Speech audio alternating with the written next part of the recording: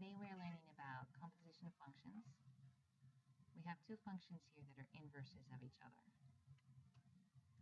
This function can be rewritten as a log in logarithmic form.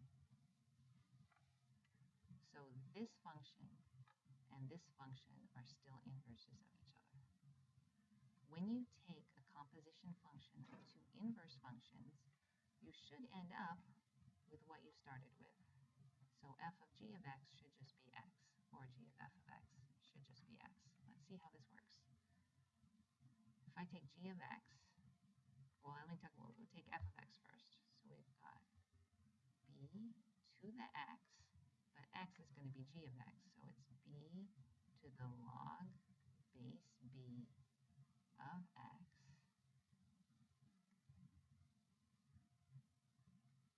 we're going to get some number we don't know what it is. Right? This function is written in exponential form. So let's try changing that to logarithmic form.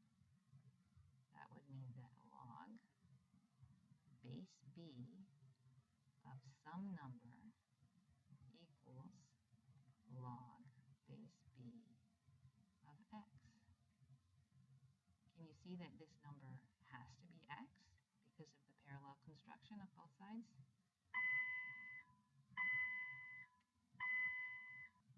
Now for the other side, let's start with g of x. We've got log base b of x, but x is really going to be our f of x, which is b of x. So log base b of b of x is some number. So this equation is written in logarithmic form. Let's switch it to exponential form. That would be b to some number equals b of x. Can you see that because of the parallel construction, this number has to be x? That makes doing these problems really easy. Log base 6 of 6 to the 8th is just 8. We could have rewritten this in exponential form. 6 to some number equals 6 to the 8th. That some number has to be 8. Similarly here, we can take this exponential function and rewrite it in its logarithmic form. Log base 3 of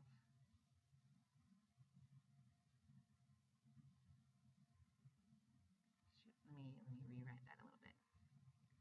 Log base 3 of some number equals log base 3 of 4x minus 1. So you can see that what goes in here is just this, 4x minus 1.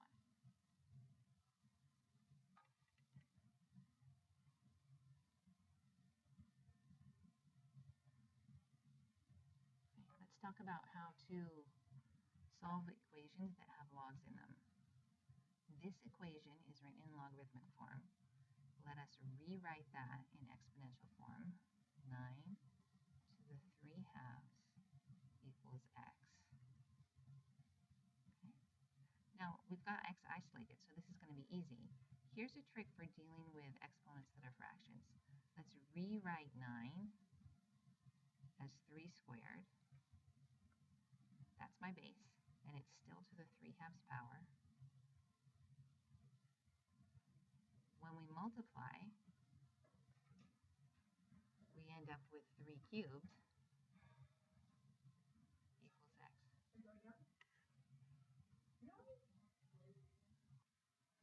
All right. This time we have something called the logarithmic inequality. This can be a little tricky. Before we begin, I want to review over here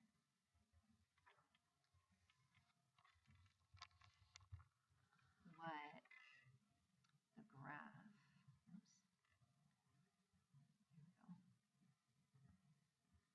what the graph of y equals, in this case, 5 to the x looks like.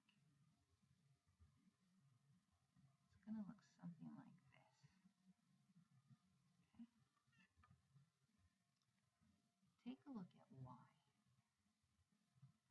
y has as a range a limitation. Y must be greater than 0. Okay. When we rewrite this function in its logarithmic form, we have log base 5 of y equals x. Notice that this y still has the limitation that it must be bigger than 0. So when you come up here, the first thing you need to write down is y must be greater than 0. Okay. Next, let's take a look at this. What this means is that this exponent, remember that logs are exponents. So this exponent has to be less than 2. It's the exponent that 5 is raised to in order to get y. So can you see that y must be less than 5 squared? Now we have two boundaries. Here's the lower boundary, here's the upper boundary. So we rewrite those together saying y is less than 5 squared and greater than 0. And you can change this to 25.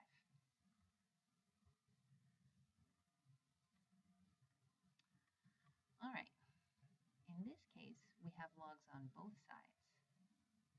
Notice that this is a parallel construction. Both sides have log base 3 of some expression, log base 3 of some expression. So it should be pretty clear that this has to be equal to this. If that's the case, we can say x squared minus 15. Oops, that didn't turn out neatly. X squared minus 15 equals 2x. Oh, before we go on, I just want to remind you, this has to be positive. So if x squared minus 15 has to be positive, has to be greater than 0, then x squared has to be greater than 15, and x has to be greater than root 15. How about over here? We know that 2x has to be greater than 0. So if 2x is greater than 0, then x is greater than 0. Okay, those are two limitations. X is greater than root 15, x is greater than 0. Can you see that this one includes this one? This is 0. And here's root 15. Right? We know already that x has to be greater than root 15. Yeah, it has to be greater than 0 too, but this is a stricter limitation. So going back, let's solve this. We can say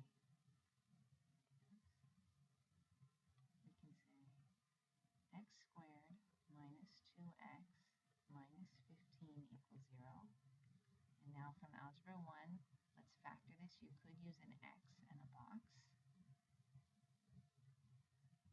I like to do it with parentheses. We put the x's here. Okay.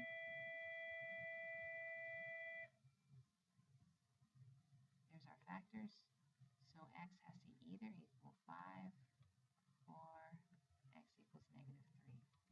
Which one's going to be correct? Well, go back up here. We know that x has to be bigger than root 15, and the only one that satisfies that is x equals 5.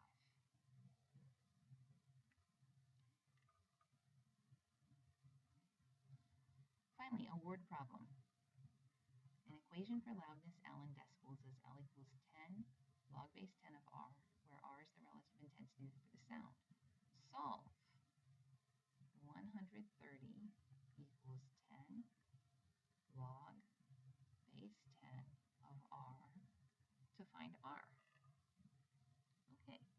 This is easy.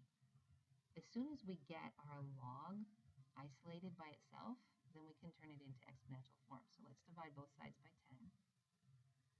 13 equals log base 10 of r.